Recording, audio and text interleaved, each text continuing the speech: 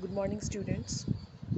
इस वीडियो के अंदर मैं आपको चैप्टर नंबर 4 के क्वेश्चन आंसर्स को एक्सप्लेन करने जा रही हूँ। ये क्वेश्चन आंसर्स आपने अपनी कॉपीज़ में ऑलरेडी लिख चुके हैं, ठीक है। तो मैं इसको एक थोड़ा सा एक्सप्लेनेशन दे रही हूँ, ठीक है। चलो स्टार्ट करते हैं। Question number 1, right any two physical properties of material. हमें इसमें बताना था कि किसी भी मटेरियल की दो फिजिकल प्रॉपर्टीज़ कौन कौन सी होती है। तो सबसे पहला है हार्डनेस और सेकंड है solubility. Question number 2, define the term solubility. हमें सॉल्युबिलिटी को डिफाइन करना है कि सॉल्युबिलिटी क्या होती है। तो आंसर है the property of a substance to get thoroughly resolve when added to another substance like water is called its solubility. यानी कि किसी भी सब्सटेंस की का वो गुण, वो प्रॉपर्टी जो किसी दूसरे के अंदर अब थोरोली क्या हो जाती है, घुल जाती है, डिज़ोल्व हो जाती है, तो वो उस सब्सटेंस की सॉल्युबिलिटी कहलाई जाती है। Question number 3, define the term transparency. Transparency से आप क्या समझते हैं?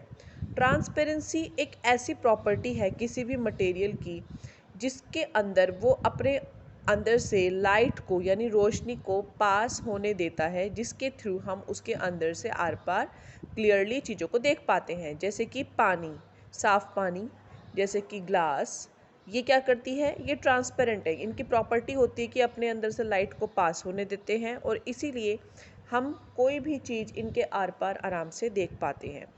क्वेश्चन नंबर 4, किसी दो मिसिबल लिक्विड के नाम बताने हैं जो कि पानी में घुल जाते हैं। सबसे पहला मिल्क, दूसरा विनेगर, सिरका। Question number 5, write the name of two transparent material available in your home. हमें कोई भी दो ऐसे ट्रांसपेरेंट मटेरियल के नाम बताने हैं जो हमारे घर में है, जैसे हमने अभी बताया था, एक तो पानी और दूसरा है गिलास। Now question number 1, what do you mean by grouping. Grouping से आप क्या समझते हैं? आंसर है the process of grouping things on the basis of similar properties is called grouping. यानी कि जब हम लोग किसी भी चीज़ को उनका एक ग्रुप बनाते हैं, किस आधार पर? उनके सिमिलर, उनके सेम प्रॉपर्टी यानी सेम गुण के आधार पर, तो वो चीज़ ग्रुपिंग कहलाई जाती है। Question number 2, what are the two types of material. दो मटेरियल्स कौन कौन से होते हैं, उनको एग्जाम्पल्स के थ्रू बताना है। तो मटेरियल्स जो होते हैं वो दो तरह में होते हैं। फर्स्ट इज़ मैन मेड, यानी कि जो इंसानों द्वारा बनाया हुआ है। सेकंड है नेचुरल, जो हमें प्रकृति से प्राप्त है। Man made material, these are made up by human beings. ये किसके थ्रू बनाए हुए हैं? ह्यूमन बींग्स, यानी हमारे through. And do not occur naturally, और ये अपने आप प्रकृति में ऐसे ही नहीं मिलते हैं। जैसे कि प्लास्टिक, नायलॉन, स्टील, ये सब मैन मेड प्रोसेसेस के जो प्रोसेस करते हैं उसके थ्रू बनता है। सेकंड नेचुरल, जो हमको प्राकृतिक रूप से मिलते हैं, जैसे कि कॉटन, कपास, सिल्क, जूट, ये सब हमें नेचुरली मिलते हैं। फिर आता है question number 3, define solution. Solution क्या होता है?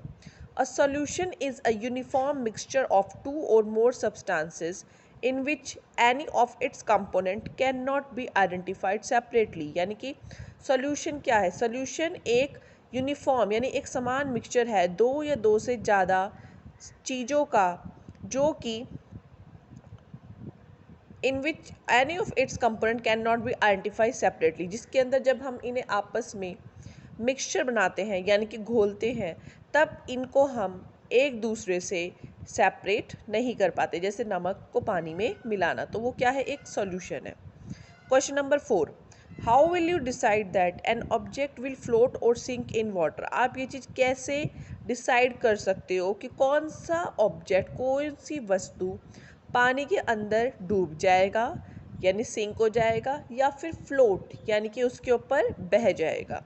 आंसर है if an object is heavier than water. अगर कोई भी वस्तु पानी से भारी होती है, it will sink in water, तो वो पानी के अंदर डूब जाती है।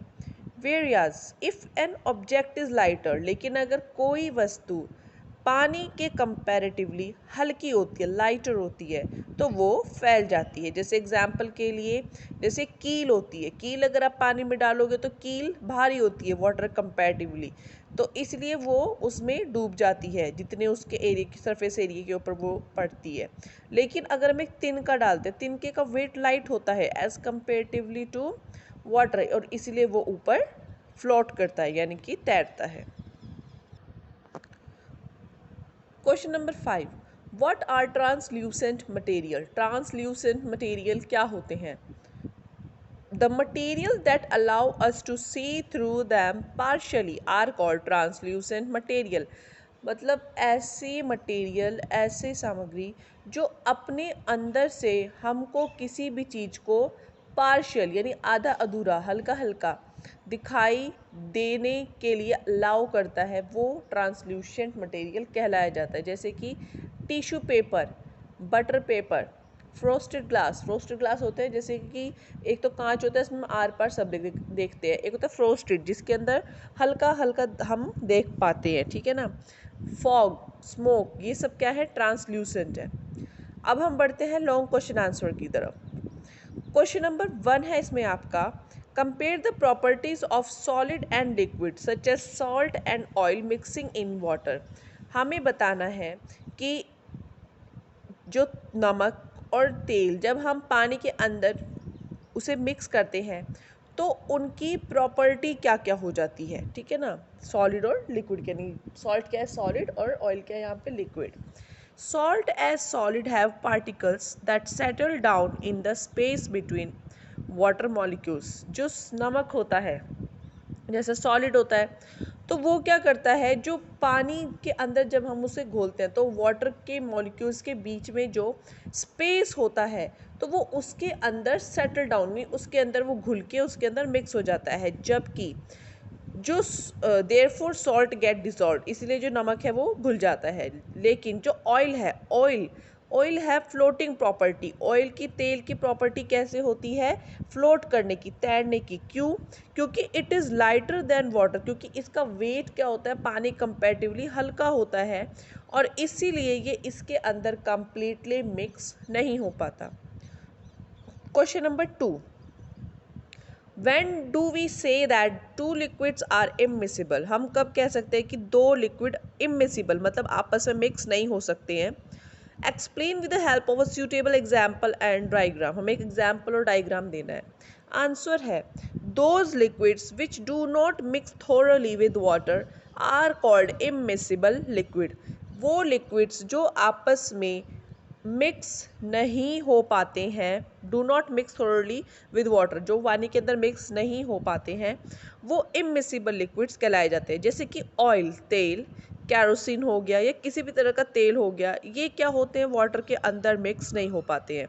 These liquids form a separate layer over the surface of water। ये क्या करते हैं? पानी के ऊपर एक अपनी अलग लेयर, एक अपना अलग ही एक सेपरेट सतह बना लेते हैं। जैसे आप देखोगे यहाँ पे एक बीकर है, बीकर के अंदर ये जो नीचे ब्लू ब्लू डॉट शो कर रहा है, ये क्या है? पानी है, और ऊपर ये रेड रेड क्या शो रहा है? शो कर रहा है ये ऑयल है। मतलब ऑयल जो है वो पानी के अंदर मिक्स नहीं हुआ, बल्कि वो ऊपर फ्लोट कर गया, क्योंकि वो हल्का है और इसलिए उसने एक अपनी ही एक लेयर बना ली। Now question number 3, differentiate between transparent, translucent and opaque substances. ठीक है, तो ट्रांसपेरेंट करते हैं। ट्रांसपेरेंट क्या होता है?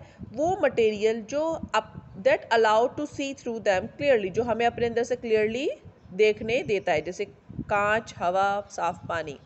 Translucent, the material that allow us to see through them partially, वो मटेरियल जो हमें अपने अंदर से पार्शली, हल्का हल्का देखना अलाउ करता है, जैसे फ्रोस्टेड ग्लास और टिश्यू पेपर। ओपेक, ये वो मटेरियल होते हैं जो हमें अपने अंदर से आर पार देखने के लिए अलाउ नहीं करते, जैसे कि लकड़ी हो गई, कंक्रीट हो गई, मेटल हो गया, और भी ऐसी बहुत सारी चीज़ें होती हैं। Question number 4, explain the following. Opaque object और मिसिबल लिक्विड्स क्या होते हैं?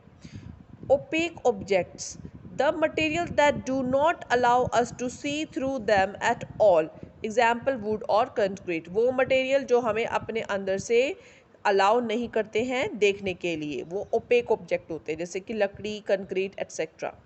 B, miscible liquid, the liquids which mix thoroughly with water are called miscible liquid. वो लिक्विड जो पानी के अंदर ईजिली मिक्स हो जाते हैं वो मिसिबल लिक्विड्स कहलाते हैं, जैसे कि मिल्क और विनेगर, ये क्या है, वाटर के अंदर ईजिली मिक्स हो जाते हैं। ओके क्लास, तो यहाँ पर आपके चैप्टर नंबर 4 के क्वेश्चन आंसर्स का एक्सप्लेनेशन डन होता है। आई होप आपको ये समझ में आ गया होगा। नेक्स्ट क्लास में हम लोग न्यू चैप्टर 5 पर मूव ऑन करेंगे। Thank you and have a nice day.